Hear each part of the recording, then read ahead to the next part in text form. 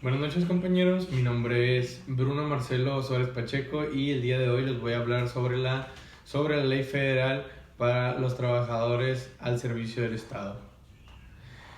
Primeramente vamos a definir lo que es un trabajador.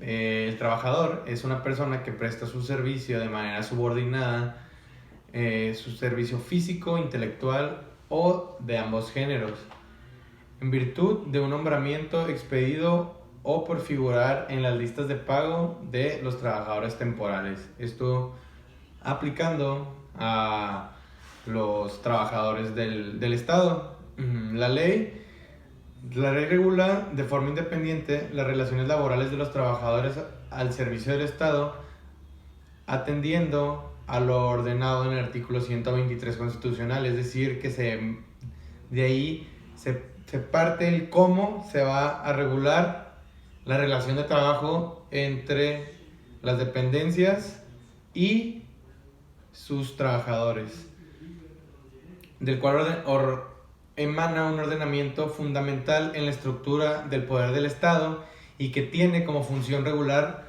las relaciones que prestan los trabajadores al servicio de la burocracia.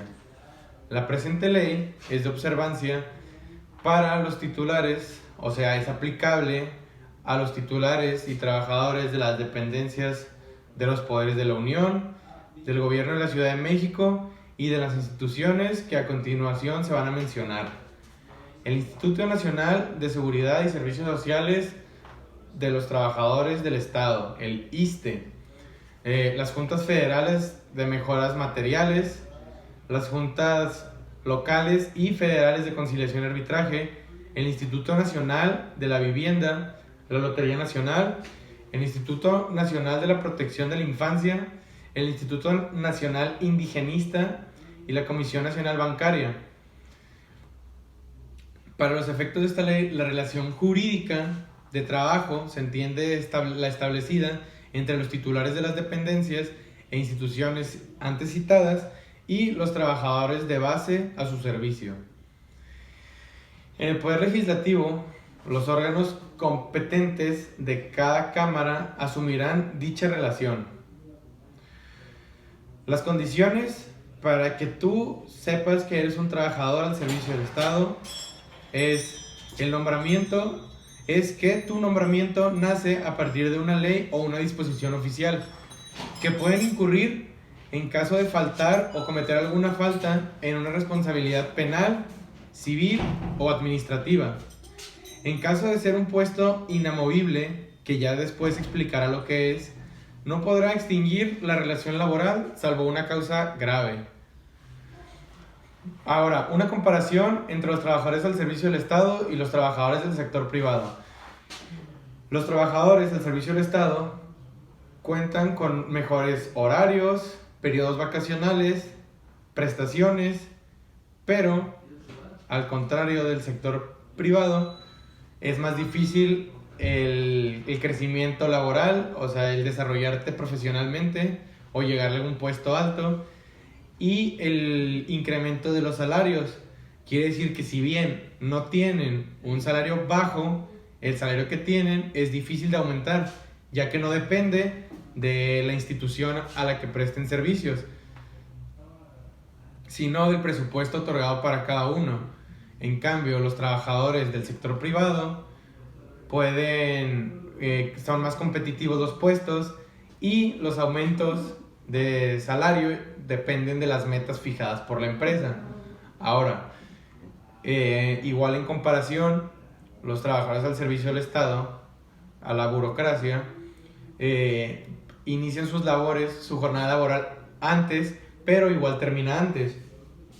Contrario a que los trabajadores del sector privado inician un poco después, pero sus horarios pueden ser variables, ya depende de la empresa. Es muy difícil que en alguna dependencia se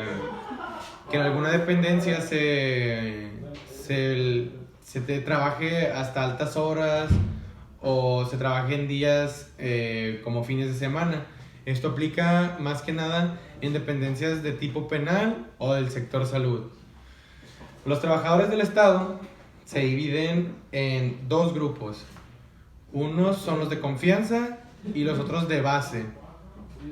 Son trabajadores de confianza los que integran la planta de la Presidencia de la República y aquellos cuyo nombramiento o ejercicio requiera la aprobación expresa del Presidente de la República. En el Poder Ejecutivo, la dirección, el Comité de Inspección y Vigilancia y Fiscalización, el manejo de fondos, la auditoría en todos sus niveles, el control directo de adquisiciones, los encargados de almacenes e inventarios, la investigación científica, asesoría o consultoría, el personal adscrito presupuestalmente a las secretarías particulares o ayudantes, los secretarios particulares, los agentes del Ministerio Público Federal o de la Ciudad de México y el resto de sus entidades federativas, los agentes de las policías judiciales y los miembros de las policías preventivas. Han de considerarse de base todas las categorías que con aquella clasificación consigne el catálogo de empleos de la Federación.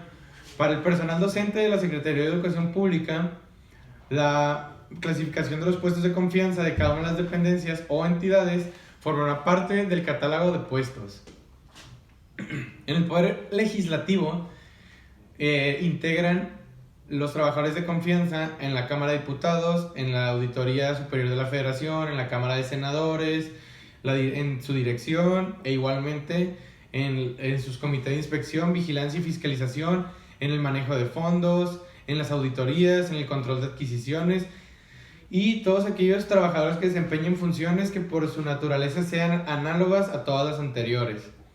En el Poder Judicial, quienes conforman los trabajadores de confianza son los secretarios de los ministros de la Suprema Corte de Justicia de la Nación y de los tribunales de la Ciudad de México y el resto de la República, así como sus secretarios del Tribunal del Pleno y de las Salas. Son trabajadores de base los no incluidos en la enumeración anterior y que por ello serán inamovibles. Inamovible quiere decir que al ser un puesto de base, tú no puedes ser removido de él a menos, como se cita, como se mencionó antes, que sea una causa grave, alguna falta o algún delito cometido o por alguna razón, pero tiene que ser de carácter grave.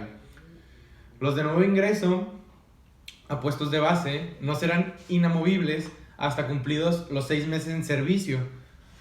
Esto quiere decir que si tú entras a un puesto que es de los denominados como base y cometes algún tipo de infracción o alguna falta, tú puedes ser removido dentro de los primeros 6 meses sin necesidad de que sea grave. Pasando ese tiempo, pues ya entras dentro del supuesto ya mencionado.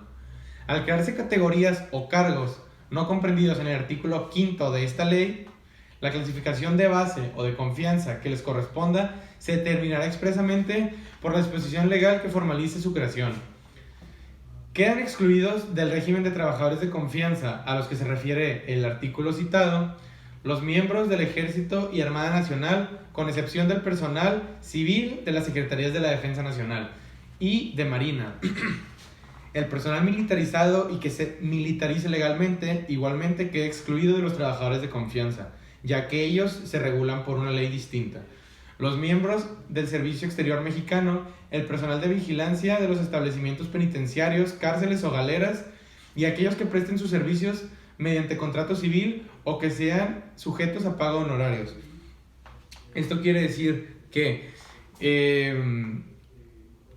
si tú, tu empresa, tu negocio, tú como persona física, contribuyes o aportas algún tipo de servicio a alguna dependencia y se te paga por un contrato civil o por un contrato de prestación de servicios profesionales o recibes algún tipo de pago externo, no dentro de nómina, pues no quiere decir que por eso seas un trabajador del Estado. O sea, tu nómina, tu pago, tus honorarios son algo externo a la nómina interna de la dependencia para la cual tú desempeñaste algún tipo de trabajo, arte u oficio o profesión. Los trabajadores de base deberán ser de nacionalidad mexicana y solo podrán ser sustituidos por extranjeros cuando no existe algún mexicano que pueda desarrollar el servicio o se pueda desarrollar dentro de la vacante. La situación será decidida por el titular de la dependencia. Los derechos que esta ley prevé son irrenunciables por parte de los trabajadores.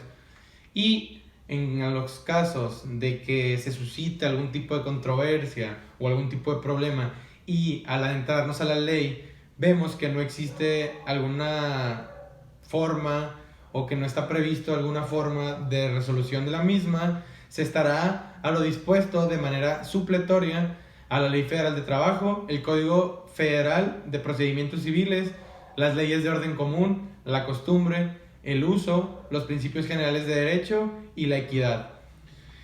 Por mi parte sería todo. Buenas noches y muchas gracias por la atención.